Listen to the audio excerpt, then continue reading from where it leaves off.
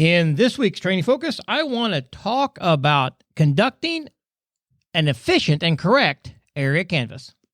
So our listeners are a mixed lot. We have coroners, medical examiner, investigators, we have law enforcement, and of course we have EMS, fire, authors. We have quite a mix of people who listen to this show.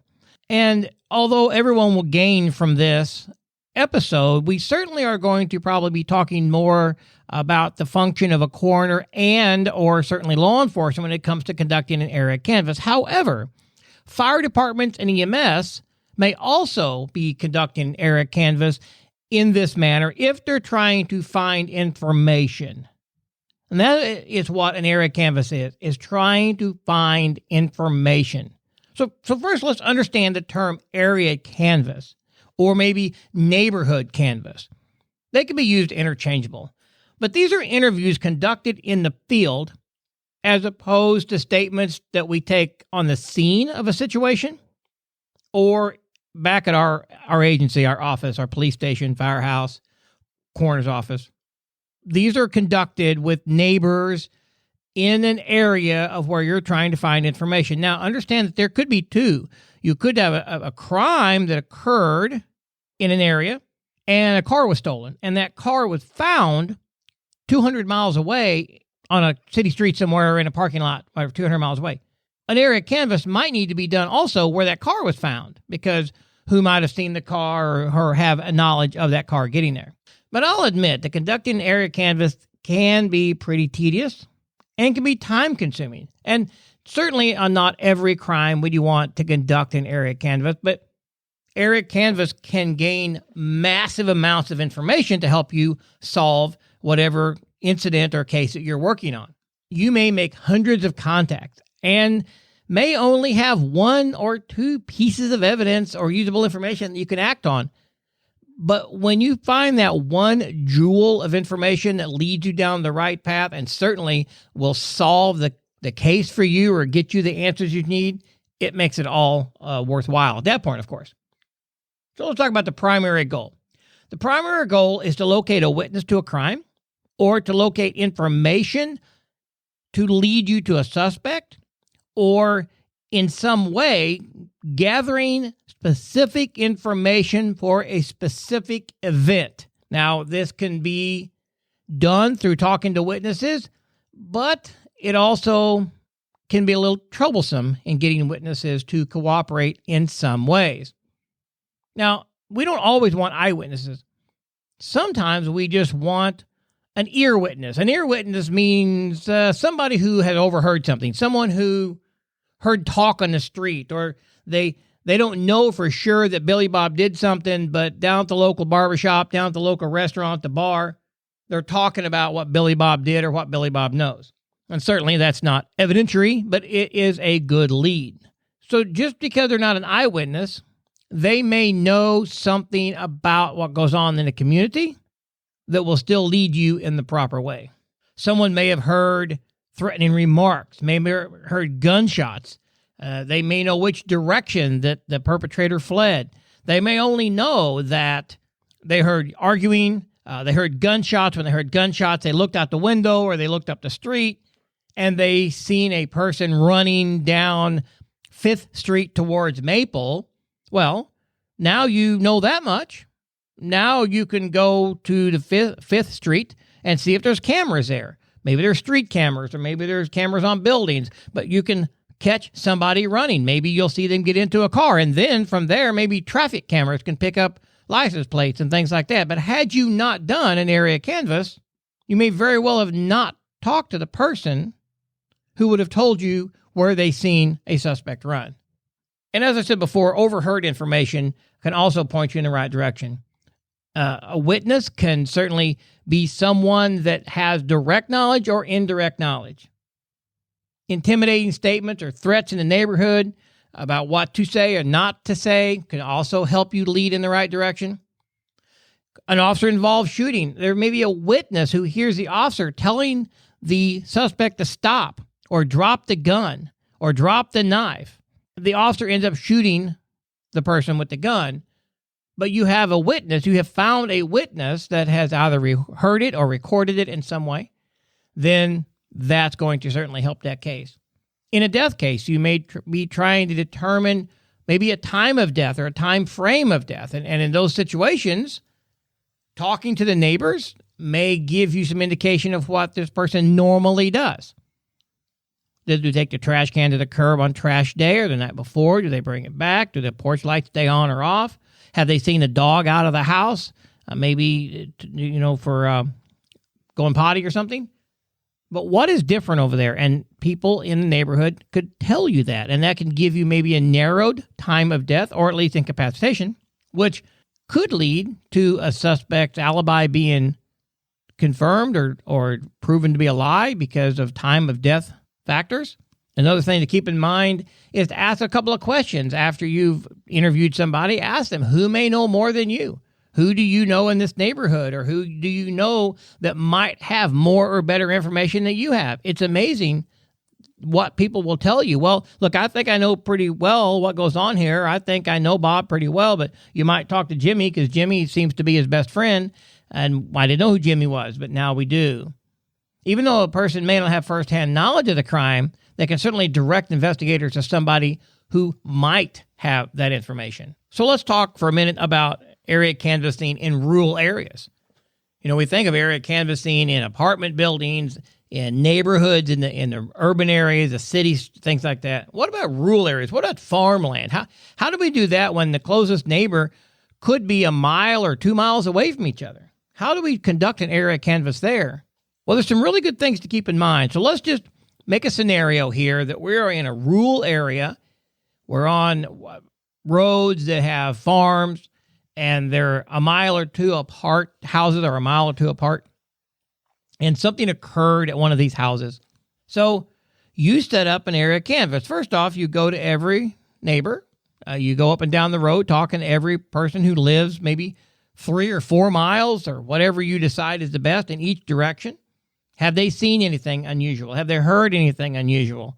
I'll guarantee you if a farmer is going to town one morning to get coffee, or he's going to the feed store or something, and there's a red pickup at Farmer Jones's house, well, Bob Smith's going to recognize that. Well, hey, Farmer Jones got a new truck. I wonder when he got that. He said he wasn't going to buy nothing this year, and here I see one parked in the driveway.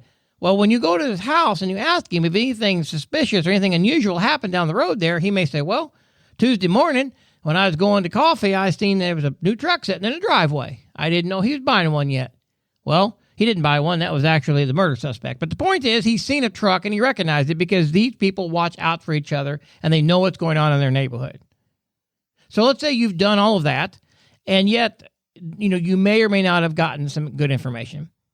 So let's say you're going to go 3 miles on either side of the incident, of the scene, and there are intersections there. So it's going to take some manpower, but think for a second, if it's important enough, let's put a couple of men, women, couple of people, couple of humans at each end of that road.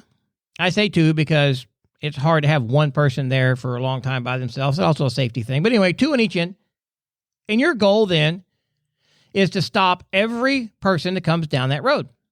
You introduce yourself and say, we were investigating the situation that, down the road here. Where do you live here? No. Well, Margaret babysits my kids. Okay, so I only work 3 days a week, so I'm here on this day, and this day. Okay, well, that would have been a good day. Have you seen anything?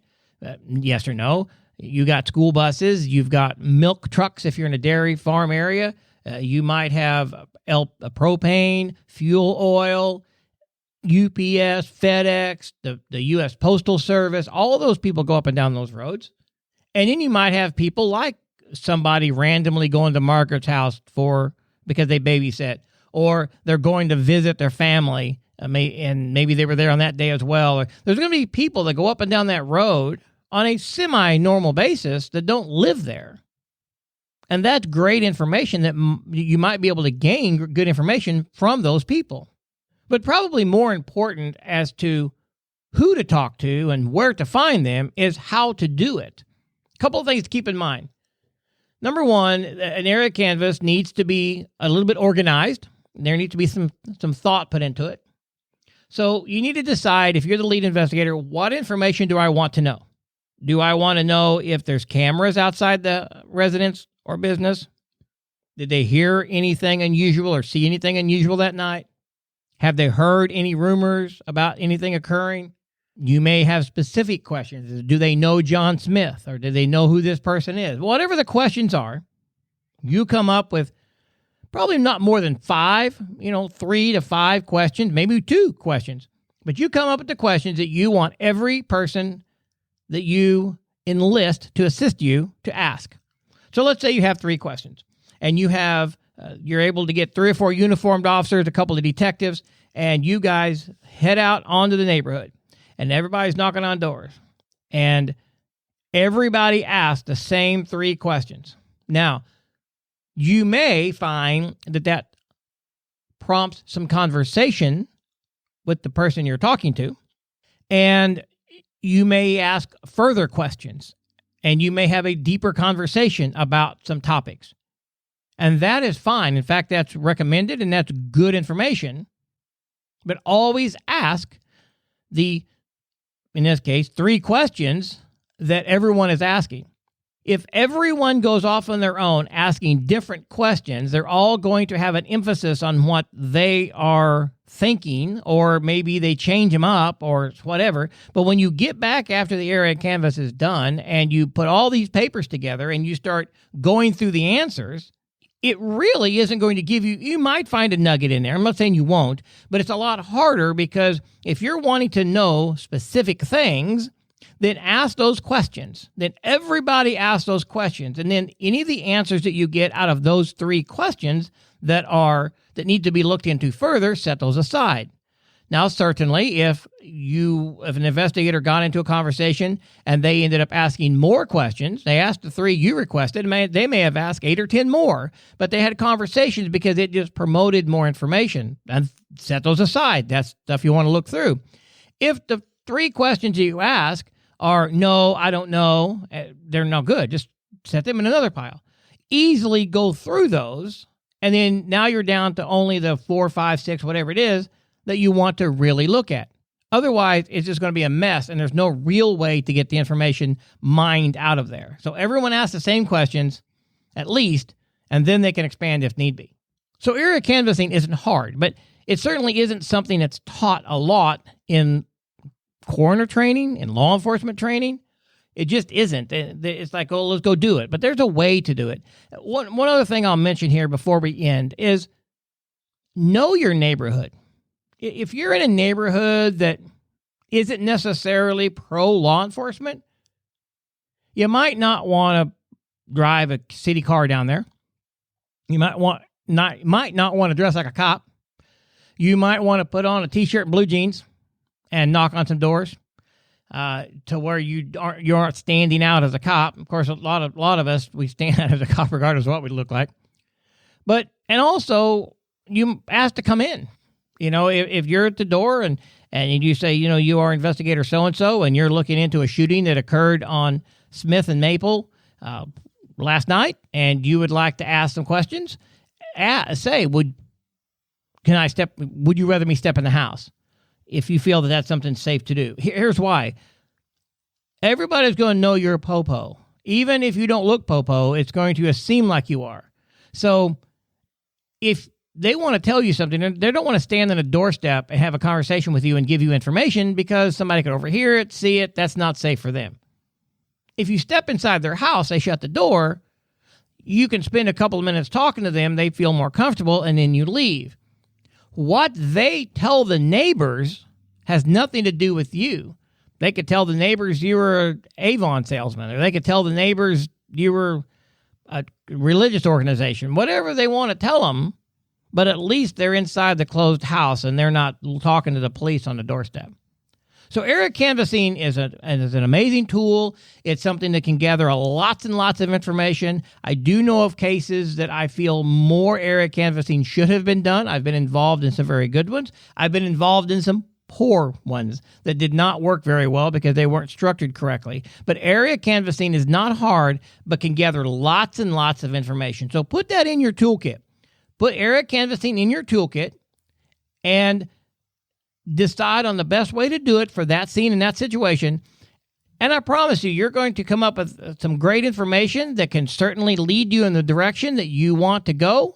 Or you may find that there's no information to be had, but at least you're going to have that information. Area canvassing is fantastic. It's one of the biggest keys in solving investigations. Hey, if you have not subscribed to the Death Investigator magazine, you need to do that today.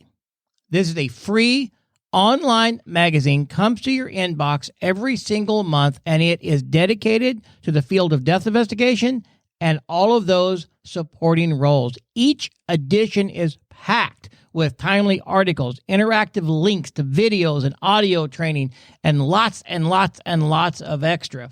Articles are written by industry professionals. There's training announcements from various organizations across the country. And best of all, it's focused around our profession and our lives.